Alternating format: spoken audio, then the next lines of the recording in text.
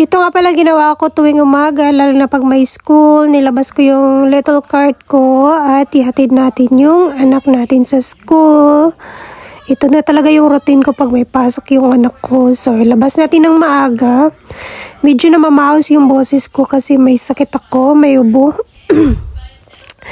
At yun, buhay talaga ng nanay. Kailangan natin ihatid yung anak natin sa school. Tapos, charge ko nga pala yan.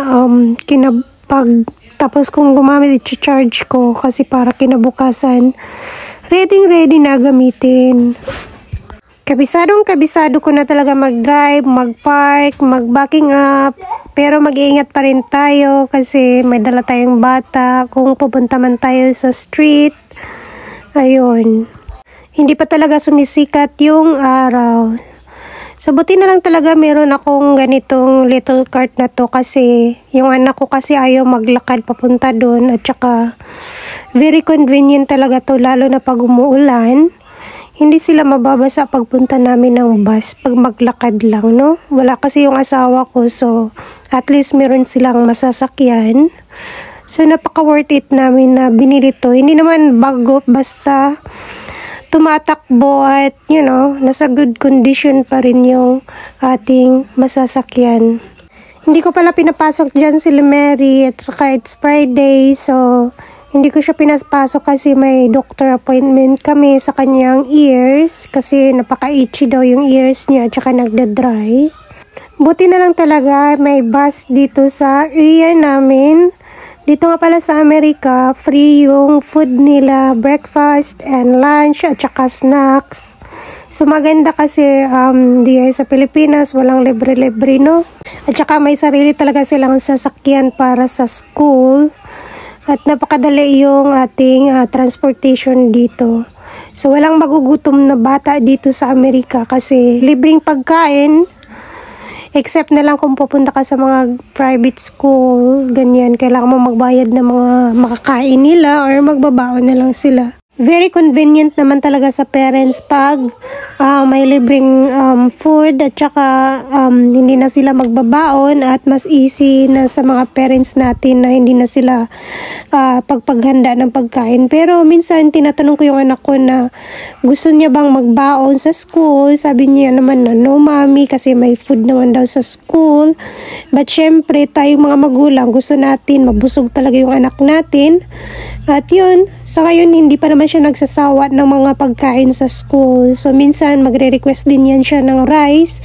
Yun nga lang pag uwi ng school niya, talagang gutom na gutom yan siya at mangingi ng rice at saka makakain. So yun, babawiin lang siya pag dinner na. So dito na tayo sa ating bus stop. Papunta na ako dyan kasi medyo maaga nga pick upin si Liam, mga 7:15. Ayan, nandyan na yung bus niya. At buti na lang talaga nagbago yung isip ko na hindi mag-online school si Mary kasi mas lalong nag-enjoy siya sa school kasi may mga bago na siyang friends. Yun ang talagang importante, no, maging may kalamuha yung anak natin, maging socialize sila.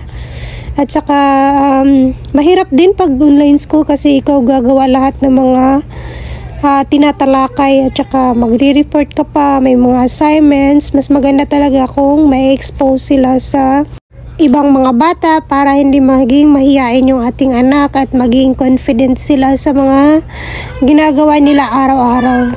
At nagantay nga rin kami dito at darating na yung bus ni Liam na may magpipick up sa kanya. So, yun, medyo malayo din ang school ni Liam. It's about 15 minutes at babalik na kami sa bahay ni Mary kasi may appointment pa kami sa doktor. Walang katao-tao dito sa aming neighborhood na may mga maglalakad, di gaya sa Pilipinas. Kahit saan, nandun ang mga tao sa labas, nagmamaritisan dito, sobrang tahimik. Tahimik na tahimik. Talagang, dun ka na lang magmaritis sa Facebook. Pero sa kapitbahay wala kang kausap at saka kanya-kanya talagang buhay. Walang pakialaman, no?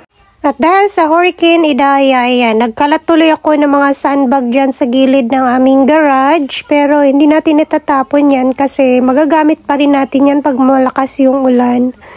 Ilalagay ko nga pala muna yung little cart natin sa garage kasi aalis kami ni Mary, punta ng doktor. At ilabas nga pala yung ating garbage because it's garbage day, it's Friday. So, every Friday, may nagpipick up sa aming garbage dito. Free lang yan siya. Wala kang babayaran. Pero siguro ang nagbabayad niyan yung community namin dito sa association. Buti na lang talaga meron na kaming garbage bin kasi noon talagang magtatapon yung asawa ko doon sa may site ng mga garbage. Ayan, magpapark na tayo kasi ready tayo kasi alis tayo sa kasama natin si Mary papuntang doktor. Yan, natakatakin ko lang yung garbage na yan kasi nga tinumbayan ng bear nung nakarang araw. At kailangan na nating itapon. Yan, nagkalat talaga ako dito. Kailangan kong linisan yan next time pag may oras ako. Ang hirap-hirap mag-voice over pag may ubo ka kasi ang hirap ng lalamunan mo, hindi ka masyadong makakasalita at parang yung pandinig mo mahina. So medyo maulan nga ngayon at talagang maganda naman at least na kapag dilig tayo ng mga halaman ngayon kasi umuulan.